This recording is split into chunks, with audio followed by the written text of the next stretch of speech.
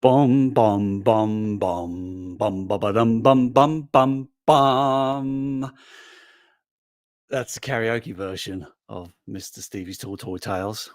Go ahead and use it for your own ringtones. It's royalty free. Hello, I've got some weird light going on here. I've just seen I've got like the sunset over there blinding me. So this will be fun. I'm using StreamYard for the first time. So I've got all this stuff at my disposal. So I can kind of like pull up graphics and things like that. I don't know how well it's going to go, but we'll give it a go, won't we? Anyway, I hope you're enjoying your weekend. Long weekend for a lot of us, especially out in the States. What can I say? All right, let's. Last few episodes have all been about my Star Wars collection. I can't believe in all the years that I've been mucking around on Instagram and YouTube and whatnot, I've never actually spoken about my Star Wars collection, but I have done that now. So if you like Star Wars, doesn't, and you want to see my collection over there, then check out episodes 4, 5, 6, and 7 of Mr. Stevie's Tall Toy Tales, and you can see a few little bits and pieces. All right, so while I was doing that, howdy, Dog War Jones, I was thinking about collecting and how long I've been doing it. I've been doing it like 35 years or so. Yeah, I'm that old. I know it shows, especially with this beard. Well, beard, loosest term, stubble, scruff. I don't know what you want to call it. I'm not drinking for a couple of months until my birthday. Everyone does dry January. I'm doing dry January, February until my birthday, March 2nd. And I found out that the best way to sort of try and grow a beard is to leave it 2 months. So I thought, okay, I'm going to not drink and I'm going to not shave.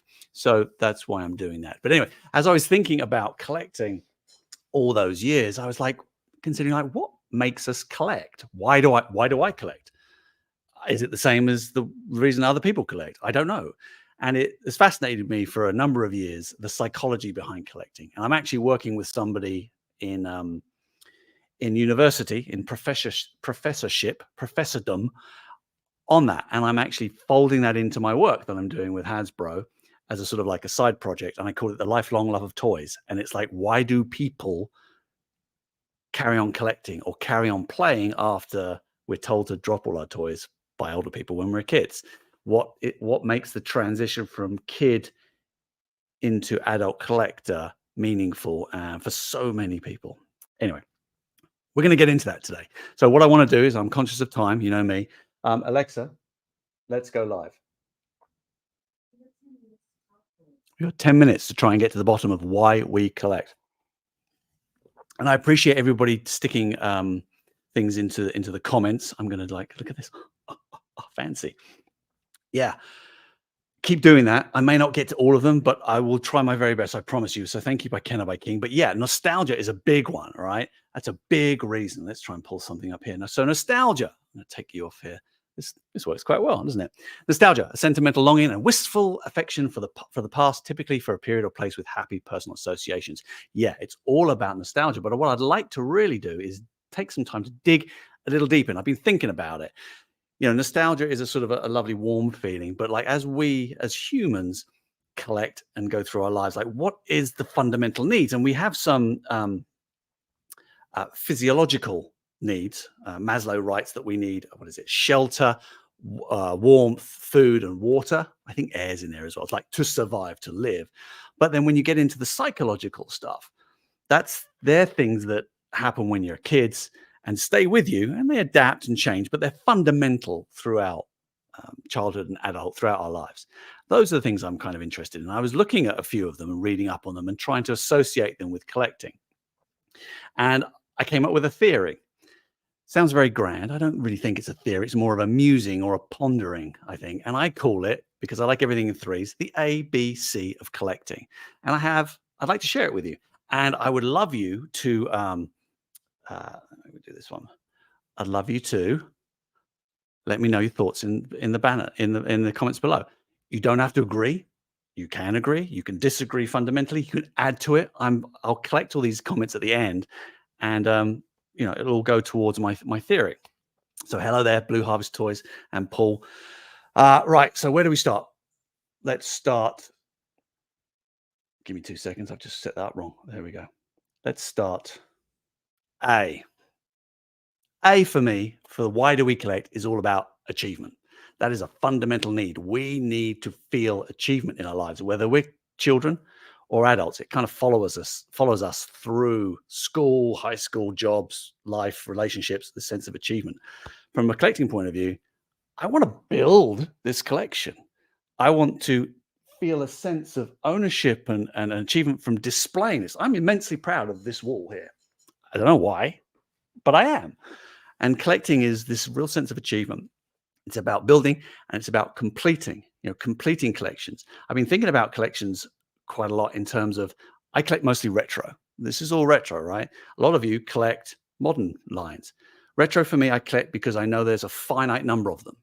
There's so many. If I want to get Lord of the Rings Bakshi 1978, I know there are 8 figures and I hunt them and they are blimmin' difficult to get and blimmin' expensive. But I have a finite. I like that.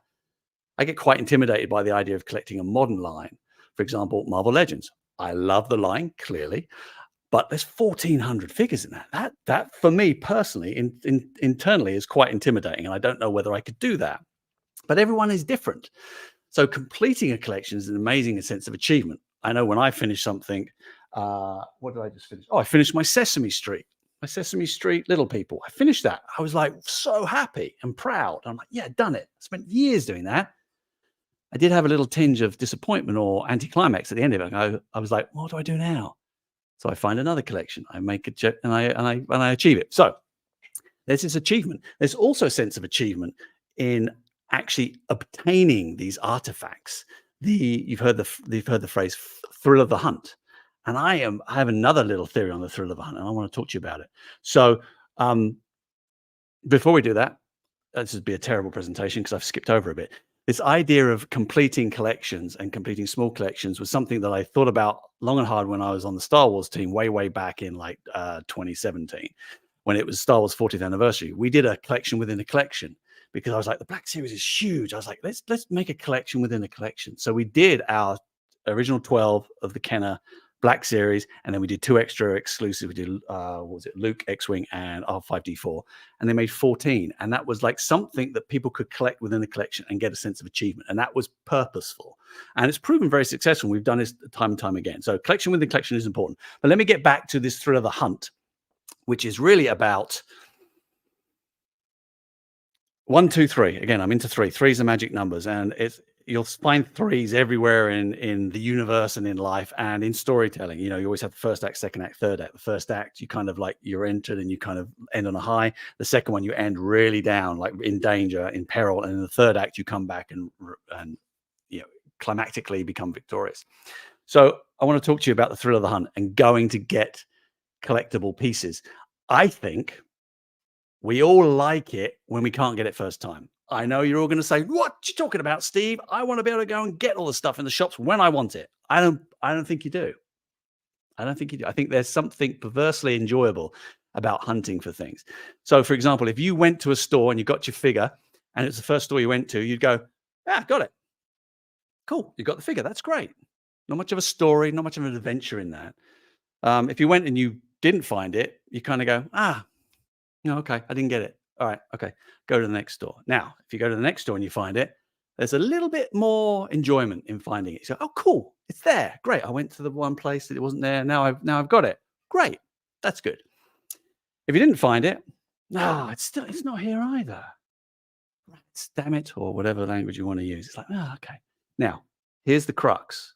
Remember, 3, the power of 3. If you go to the next store, in my mind, and it's not there, that's an issue. I can't find it. Where is it? WTF? But if after you've gone to the first store and you didn't get it, the second store you didn't get it, when you go to that third store, again, power of 3, it's storytelling, first act, second act, third act, and you find it, that is victory. That is, I couldn't find it. I went to another place, I still couldn't find it, but I went to the last place, I made an adventure and I found it. I think the thrill of the hunt is all about 3s. I think we like it the most when we do that, whether it's a shop or online or a friend, or you try and bid for something, there's something enjoyable. So for me, the perfect story is go, can't find it. Okay. Can't find it. Oh no. What if I don't get it? I found it. Yay. So thrill of the hunt. If you do more than 4, if you have to go to more than 4, 5, 6 places, it ruins it. So it's a very delicate balance. We are very unusual creatures, and ones of habit and ones of, thousands of years of evolution. I think the power of three is right there for us. So that's the perfect story for the thrill of the hunt in my mind. Right. So that's achievement. I'll wrap that up. The second one, let's get on to B, is belonging. Lovely cuddles. Being part of this community is really, really important. Now, whether you want to belong as a kid, as an adult, it's all very important. It's a human desire, psychological desire. And we got a great community. We all do the same thing. We all like the same things, rough and tough. We help each other most of the time. It's a little bit of toxicity, but that's human nature. But this idea of belonging is a really strong motivation for collecting. I know that there are hundreds, maybe thousands of you are doing exactly the same as I'm doing in their own different way. And social media brings us together for that.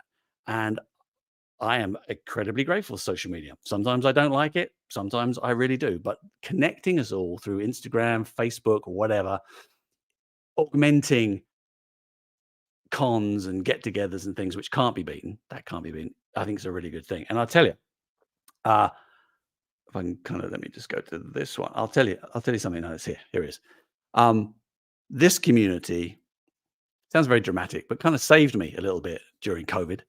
I'm an introvert. I know I act an extrovert, but it's very draining for me. So I'm naturally introvert. So when COVID hit and everyone was like, no one can see anybody, I thought, I'll be fine with this. This is easy for me. It wasn't. I found it really difficult. And I went through a period of quite deep depression for not a very long period, but quite a short depression. It got a little bit dark at one point. And social media and you lot really, really helped me. This was an outlet. I started customizing. I started showing off my collection and asking about others and started meeting new people from around the world, from flipping Norway, Australia. And it kind of saved my life, if I'm honest with you. I was in not a very good place. So, yeah, thank you for that. So belonging is incredibly important. Okay. Not going to get emotional. And the last one, C, control. We all need control, whether it's COVID, whether it's the economy, whether it's war, climate change, whether you've got children. Oh my God. Do you feel in control? I feel not really in control. I feel as out of control as I did when I was a 5, 6, 7-year-old, which is why control is really important for kids, which is why kids go from acting out their toys being friends into world building.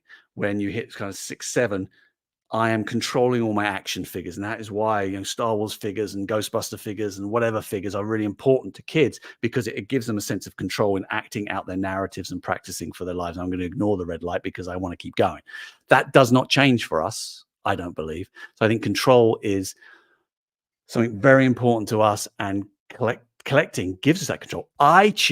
You choose what to collect. No one else does. The government can't tell us. The medical profession can't tell us what to do. We make that decision ourselves.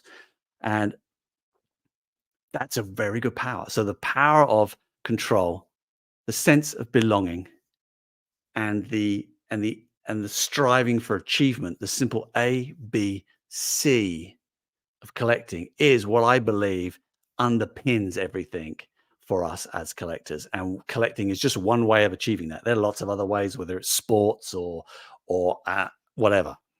But that's kind of what I believe, and I do truly believe that. And I want to kind of give us, I want to dig a little bit deeper into this, and I may ask your help for it. I may use Instagram to kind of do a little bit of research. As I said, I'm working with a university professor, just starting early days, to kind of understand why do people collect and what is the difference between collecting retro and modern. Fascinating. I find it fascinating, and I believe that if I can fold that into my work that I do at Hasbro to understand why we do it, I can probably uncover some new and interesting initiatives for us to get involved in. Anyway, we're at 10 minutes. I will invite any comments. I'm terrible at looking as we, anyone agree with that? Anyone disagree? Or anyone got anything to add to that? I can see Blue Harvest Toys saying all the things. Hang on, let me show you. Saying all the things. I believe in patience and getting the toys at the lowest price I can find. I'm from Yorkshire. Yeah, that's a way of making those 3 stages. Because if you just went in and just went, I just buy it, whatever, boom, you get it, and you probably won't feel as much satisfaction, if I'm honest. I have the same thing. I demand loose, and I demand really high quality, and all the pieces, and like no scuffs. It's really difficult to find, but I like that because it A, controls my collecting, and B, gives me a sense of journey, gives me a sense of adventure to actually complete them. I'm open for interviews anytime you want, my friend. All right. So let me take those off. Thank you so much for listening. Keep commenting in these comments. I'll keep reviewing back to them, and we'll see if we can build something out. I did a little poll on my Instagram over the last 24 hours about which of these things you want me to talk about next. It was a draw, I think. Top ones were Adventure People and Smurfs. I think because I just did Star Wars, I will lead into Adventure People. So I don't know whether I'll do it next week or the week after, but sometime soon I'm going to do a video expose on Adventure People and how important that line is to action figures. I think people overlook that line quite a lot. Anyway, um, that'll do. So keep commenting. I'll see you on Instagram. Oh, tomorrow, make sure you're around on my Instagram. I got some really, really exciting news. All right. In the meantime, bugger off.